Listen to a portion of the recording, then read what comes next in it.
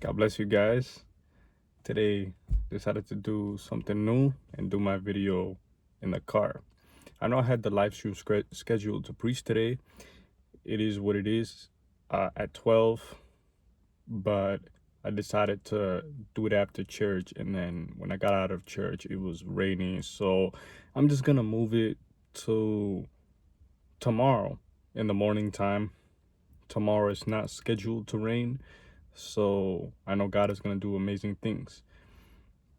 But anyways, what I want to do is hear the news, and I want you guys collectively with me to do that so that we can have a lot to pray about, if that makes sense. Glory be to Jesus Christ. So let's get to it.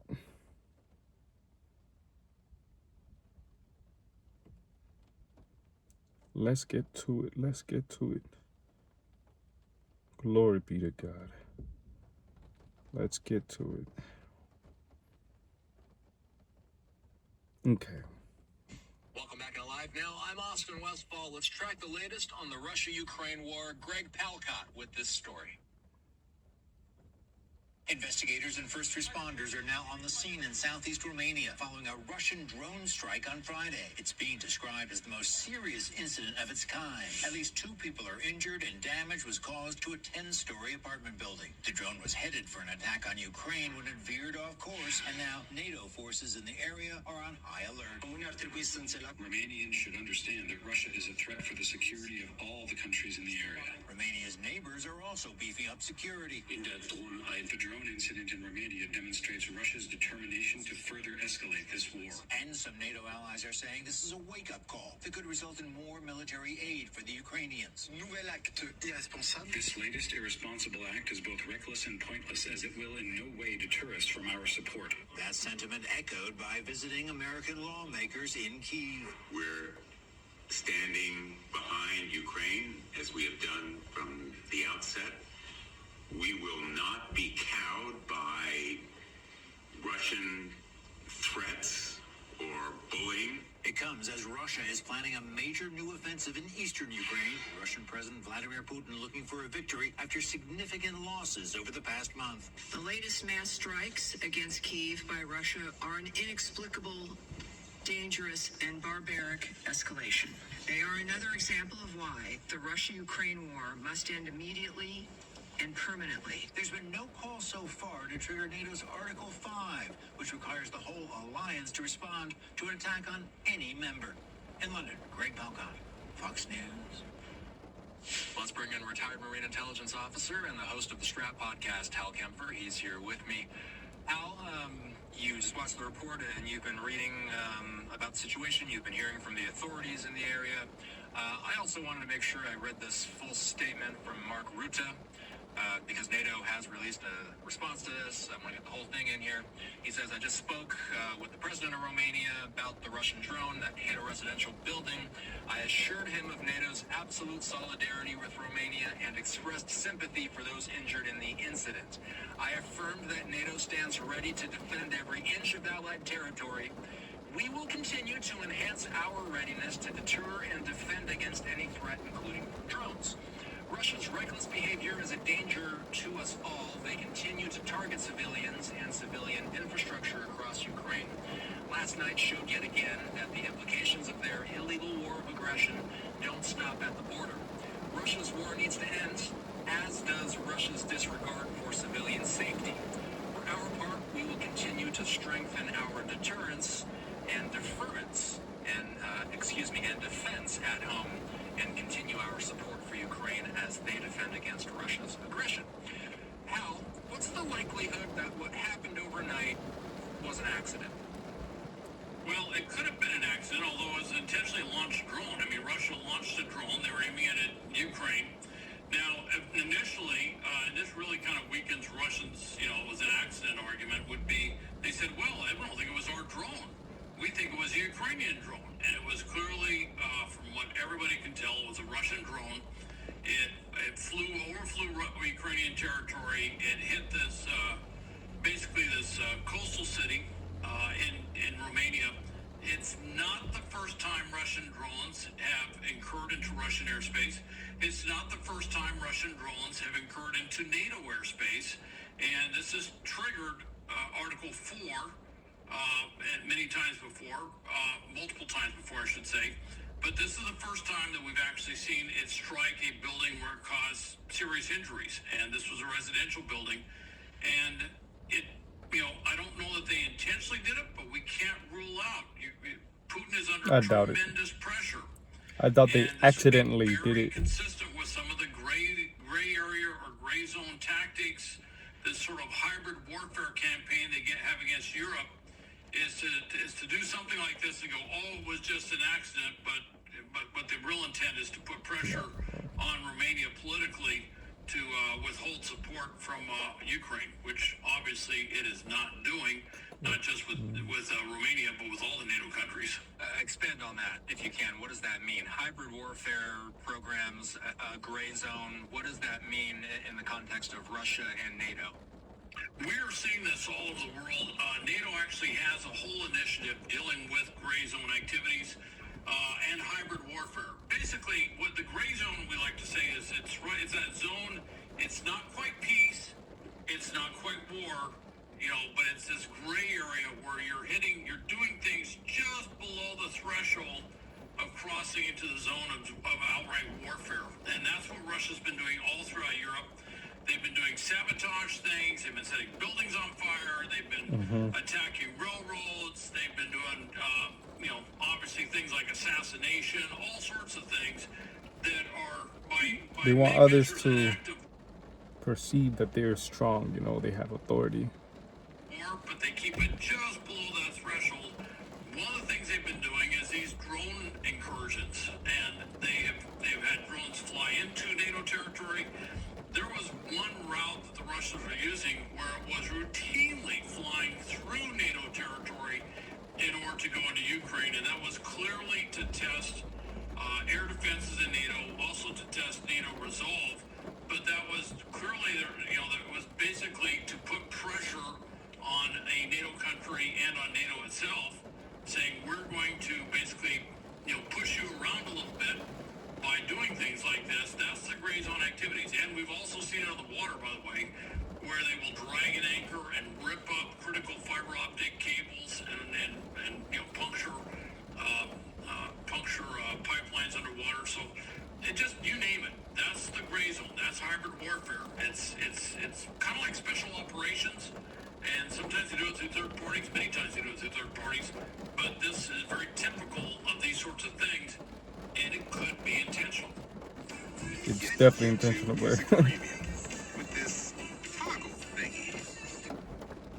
When I was reading that Romania's defense ministry, they said 2 F-16 fighter jets were scrambled after the drones were detected. Is that a normal response? Would we consider that something we would expect from a NATO ally? That's been the standard response. I don't know if that's in the NATO playbook, but that seems to be whenever there's an aviation threat like that, they will respond. And one of the response items is to put what they call combat air patrol up in the area in order to intercept any further incursions of drones, aircraft, whatever it is coming in. So that is a pretty standard response package that you would see that would go up. And it also sends a message to Russia that NATO is just not going to sit there and allow these things to happen. And many times these jets will fly right up to, depending on where the border is, fly right up to Russian territory, just to make that statement a little more emphatic that we're simply not going to tolerate those types of incursions. A map kind of showing us the wide swath of the globe that the NATO countries encompass. That includes, obviously, most of those European countries, USA, Canada, Greenland, although Greenland isn't a country we know, it's a territory of Denmark, but again, just to kind of illustrate, whenever all of NATO feels threatened, this is the pact, this is the entirety of the group that we're talking about here. Romania, Hal, they had signaled that it may consider Article 4 consultations. What would that mean, and how serious would a situation have to be to rise to the threshold of having NATO consultations? Well, this falls right into the description of what Article 4 is all about. In other words, there's been an incursion on NATO territory. This is a drone that flew into NATO territory and actually, in this case, caused serious damage and injury to the member state and to the citizens of that member state. So this is one where they would say, hey, let's come together. Sometimes it's a regular meeting, sometimes it's an emergency meeting. The North Atlantic Council is the highest level under Article 4 that would be brought together, and they would basically discuss what had happened, and then they would talk about what NATO's response to that will be. And so that would be Article 4. Article 5, which is the more famous one, that's I often refer to as the Four Musketeers, all for one and one for all. That's when one member is clearly attacked and the other members join in a mutual defense of that NATO country or those NATO countries that are under attack. The only time in the history of NATO that's ever been invoked was on behalf of the United States after 9/11, and NATO countries went to Afghanistan and other places in the global war on terrorism to deal with that threat. So that's Article 5, but we're talking Article 4. This is consultation. Finally, Hal, let's ask the question that I think is on a lot of people's minds. You and I spend a lot of our time talking about the Middle East and more recently about Asia. But this war in Ukraine, it hasn't gone anywhere. There was a brief ceasefire recently for Victory Day. But that's about it. Other than that, what are we hearing about where the ceasefire discussion stands at this point? Not going very far at all. I'll occasionally hear rhetorical stuff saying, well, we hope for peace or we hope for a ceasefire or something like that. But the reality is the war is being decided on the battlefield. And the battlefield is very much going against Russia right now. They're unable to really do much of any offensive actions on the ground. The only offensive actions are having success are on the Ukrainian side. They are actually regaining ground that the Russians had taken previously. Wow. The other thing that they have done is they've done this intermediate range, basically drone campaign where they're reaching out from about 20 to 200 kilometers, behind the lines, and it is just causing massive devastation with Russian military logistics, command and control, headquarters units, transportation, everything you can think of, which really hinders the ability of forward units to A, sustain themselves, but B, to do any sort of offensive action. And it's really becoming a drone war in many ways. So what we're seeing is the war is stalled out, and the other side is, according to British intelligence, the Russians have had over 500,000 troops killed since this war began, over 500,000. There are about a little under 1.4 million total injured and killed, but currently at least 500,000 killed. This is putting tremendous pressure on Putin, and tremendous pressure means he may react in strange ways, which means you can't rule out that this drone that went to Romania was truly an accident or inadvertent. Hal Kemper is a retired Marine intelligence officer and the host of the Strat podcast. You can listen to Strat anywhere podcasts are available. Hal's going to be talking with me. Him and I will be doing our normal Saturday afternoon thing at 1:15 Pacific time tomorrow, 4:15 Eastern time. Have a good night, Hal. See you tomorrow. We begin with White House. Wow. And Ukraine is way smaller too. Keep that in mind. That's actually crazy, bro. All right, next video. That's actually Reaction crazy. to that unrest from Fox News correspondent Alex Hogan. Hello, Alex. Good morning, Shannon. So new clashes between protesters and law enforcement outside the Delaney Hall Immigration Detention Facility in Newark, New Jersey. Some anti-ICE protests turning violent with a group of people charging officers, setting fire to the streets, and police deploying tear gas. New Jersey Governor Mike Fischero this weekend urging protesters to turn down the temperature and protest peacefully, and called on the Department of Homeland Security to improve conditions at the facility. Restore visitation for families. Provide appropriate care and medical for all detainees. Stop pressuring them into signing deportation documents. DHS responded to those statements, condemning the attacks on agents, stating, quote, ICE law enforcement officers are facing an 8,000% increase in death threats and a 1,300% 100% increase in assaults against them. Turning to the war in Iran, the New York Times reporting that President Trump has submitted tougher terms to Iran. Iran's top negotiator today says no agreement will be reached until Iran's rights are secured. A White House official tells Fox that President Trump will only make a deal that is good for America and satisfies his red lines. Iran can never possess a nuclear weapon. It's a different story coming out of Tehran. Iran's foreign ministry says discussions center on ending the war, not on nuclear plans. Some Democrats this week argue the conflict is only strengthening Iran. The damage is done.